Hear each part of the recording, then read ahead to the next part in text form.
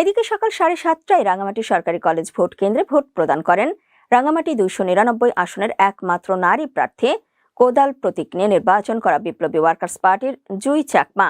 সকাল 8টায় শহরের শহীদ আব্দুল আলী একাডেমি উচ্চ বিদ্যালয়ে ভোট প্রদান করেন হাতপাখা প্রতীক নিয়ে নির্বাচন করা ইসলামী আন্দোলন বাংলাদেশের প্রার্থী জসিমউদ্দিন এবং সকাল 9:30টায় রাঙামাটি সরকারি কলেজ ভোট কেন্দ্রে ভোট প্রদান করেন ধানের শীষ প্রতীক নিয়ে নির্বাচন করা বিএনপির প্রার্থী অ্যাডভোকেট দীপেন দেওয়ান। পরিবেশ খুব ভালো, আমার খুব ভালো লাগছে। বলা যায় যে পরিবেশটা খুবই ভালো, ভিত্তিহীন, এর কোনো ভিত্তি নেই, এর কোনো কারণ নেই।